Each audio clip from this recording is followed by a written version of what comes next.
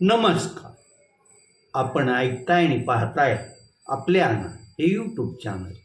मी गणेश तुकाराम शिंदे आपण सर्वांचं आपले अण्णा हे यूट्यूब चॅनलवर स्वागत करत आहे. आज धाराशिव जिल्हा परिषदेच्या यशवंतराव चव्हाण सभागृहासमोर मध्ये सभागृहात कोणाला सभापतीची उमेदवारी दिली जाणार, कोण कोणत्या विषय समितीचा सभापती होणार हे ऐकण्यासाठी आणि आपलाच माणूस सभापती बसावा म्हणून अनेक समर्थकांनी जिल्हा परिषदेच्या आवारात आणि जिल्हाधिकारी कार्यालयासमोर भर उन्हात ही मोठी गर्दी केलेली होती. परंतु ज्यांना आपण सभापती होऊ असं काल काय आज दुपारी 1पर्यंत वाटत होतं, तशा अगदी मातब्बर अशा नेत्यांच्या पण पक्षश्रेष्ठीने विट्या उडवून टाकल्या, त्यांचा पत्ता कट केला. त्यात मग माजी मंत्री तानाजीराव सावंत यांच्याशी मतभेद झाल्यानंतर त्यांच्यापासून बाजूला झालेले त्यांचे पुतणे धनंजय सावंत, ज्यांनी की भाजपत प्रवेश केला होता, त्यांनाही सभापतीपद मिळालं नाही. राष्ट्रवादी अजित पवार गटाचे जिल्हाध्यक्ष महेंद्र काका दुर्गुडे यांना पण कुठल्याही सभापतीचा लाभ मिळू शकलेला नाही. त्याचबरोबर शिवसेना एकनाथ शिंदे पक्षातले तरुण नेते आनंद पाटील यांच्या मातोश्री सुवर्णा पाटील यांना पण पदानं यावेळी हुलकावून घेतले. एकंदरीत पाहिलं तर हे जे 4 आज सभापती करण्यात आले आहेत, त्यात मूळ भाजप पक्षाचे म्हणजे कमळ चिन्हावर निवडून आलेले 2 आहेत. शिवसेना एकनाथ शिंदे पक्षाला जे एक सभापतीपद देण्यात आलं आहे, ते फक्त निवडणूक लढवताना शिवसेनेचं बाण चिन्ह घेऊन लढलेले अशा त्या पूजा तुषार शिंदे आहेत, त्यांना सभापती दिला आहे. म्हणजे त्याही राणा जगजितसिंह पाटील यांच्याच आधिपत्याखाली राहणार आहे, तेवढंच खरं आहे. आणि फक्त एक सभापतीपद राहुल मोठे यांच्यामुळं खरचडे यांना मिळालेलं आहे असं एकंदरीत दिसतंय. एकंदरीत आजच्या या सभापती निवडीवर जरी महायुतीचे सर्व 45 सदस्य एकत्र राहिले असले तरी या निवडणुकीत सर्व वर्चस्व भाजपच्या राणा जगजितसिंह पाटील यांचा स्वतः असंच एकंदरीत निवडणुकीच्या वातावरणावर दिसत येत आहे.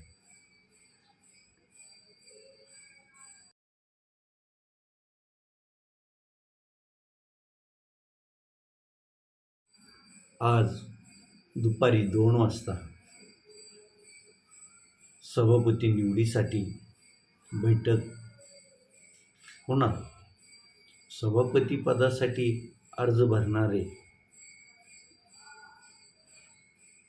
महायुतीकडून सिद्धेश्वर कोरे, पूजा तुषार शिंदे, त्याचबरोबर विश्वास कोकणे आणि भाऊसाहेब खरचडे या अगोदर येऊन त्यांनी अर्ज भरले होते.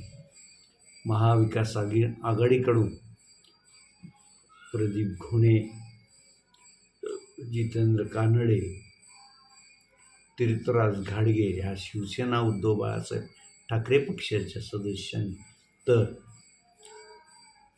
प्रतीक्षा सुरू असेल या काँग्रेसच्या सदस्यांनी पण अर्ज भरला होता. त्यामुळं सभागृहात निवडणूक होणार हे स्पष्टच होतं. निवडणूक निर्णय अधिकारी असलेल्या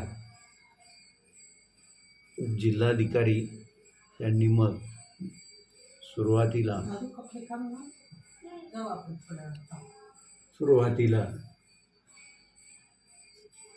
महिला आणि समाज कल्याण सभापतीची निवडणूक घेतली.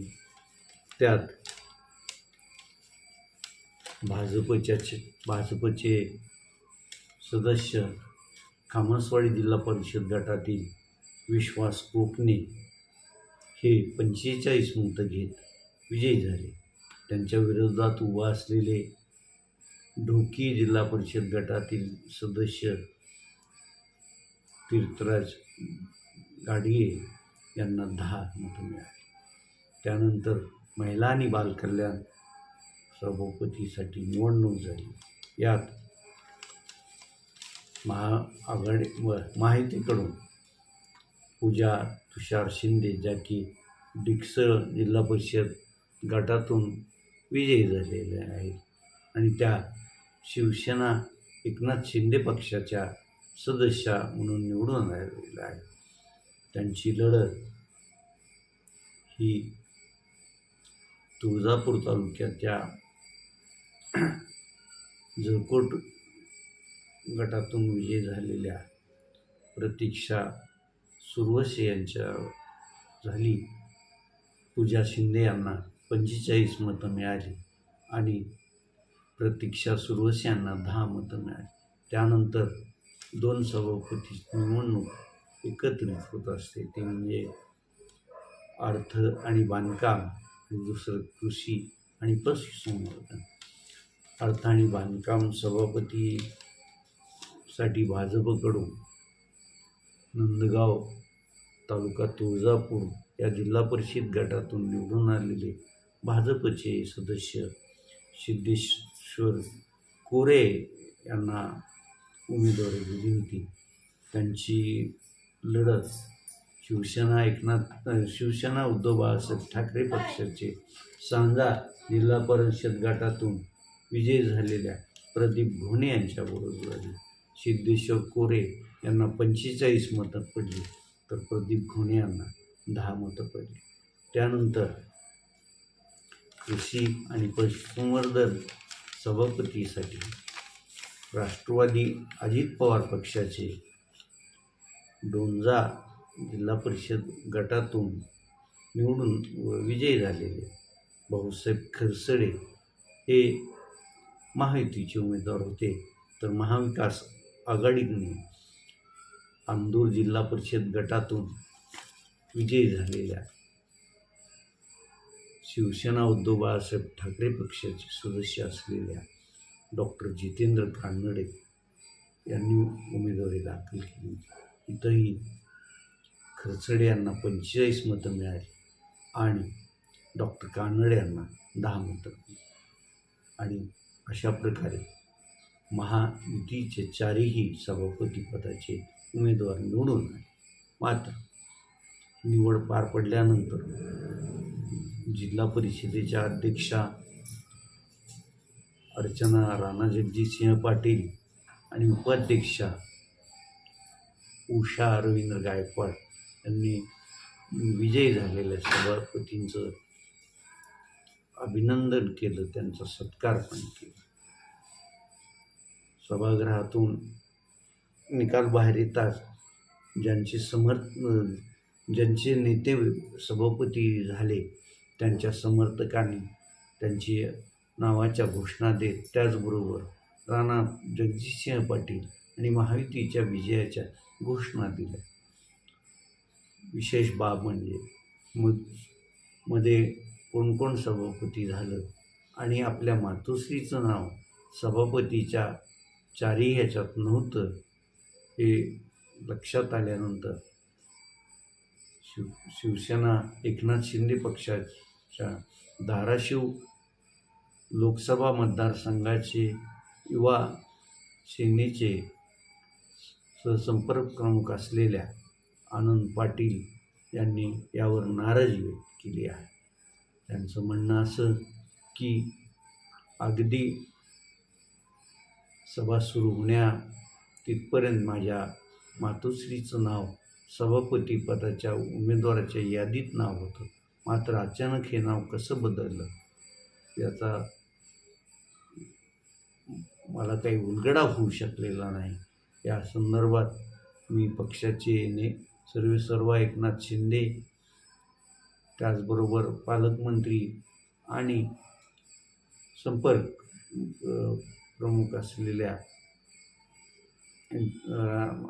माजी आमदार राजन साळवी यांच्याकडे तक्रार करणार असल्याचं म्हटलं असून प्रसंगी आपण आईच्या जिल्हा परिषद सदस्यत्वाचा माझ्या पदाचा राजीनामा देणार असल्याचं त्यांनी सूतोवाच केला आहे. त्यामुळं तसं ही निवड करताना अनेक सदस्यांना विश्वासात घेतलेलं दिसत नसल्याचं दिसून येत आहे. आता आनंद सतीश पाटील पुढं काय पाऊल उचलतात, काय निर्णय घेतात, त्यावर हे सगळं अवलंबून असणार आहे. मात्र इथंही या सभापती निवडीत ही शिवसेना एकनाथ शिंदे गटातील गटबाजी दिसून आल्याचं स्पष्ट होतं. तसं पाहिलं तर आनंद पाटील हे माजी आमदार ज्ञानराज चौगुले, माजी खासदार रवींद्र गायकवाड त्यांची जवळीक आहे. मात्र त्यांचं आणि नुकतेच प्रभारी जिल्हा प्रमुख म्हणून ज्यांची नेमणूक झाली आहे त्या अजित पिंगळेंचं जमत नसावं आणि त्यामुळं त्यातूनच अजित पिंगळे आणि आमदार राणा जगजितसिंह पाटील यांचं शक्य असल्यामुळं आनंद पाटील यांच्या मातोश्रींना सभापतीपदावरून डावललं गेलं असण्याची शक्यता नाकारता येत नाही.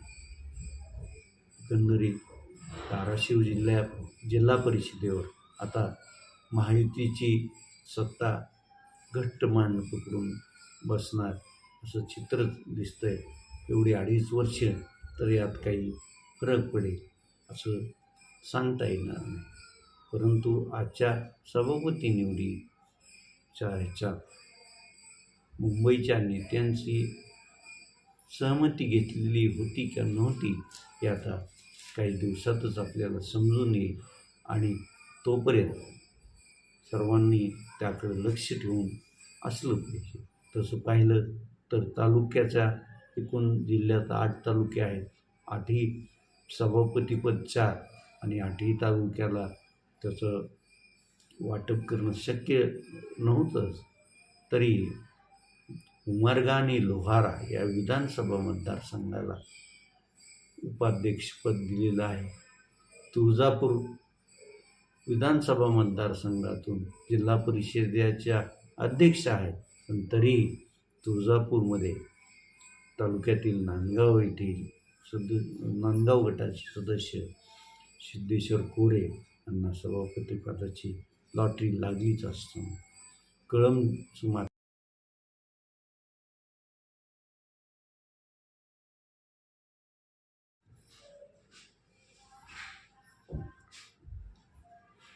एका अर्थानं माजी आमदार राहुल मोटे यांना बळ देण्याचंच काम यातून घडलेलं आहे. आता यावर आमदार तानाजी सावंत यांची काय प्रतिक्रिया येते आणि मग आता ते पुढचा काय निर्णय घेतात याकडेही जिल्हावासियांचं लक्ष राहणार हे नक्कीच.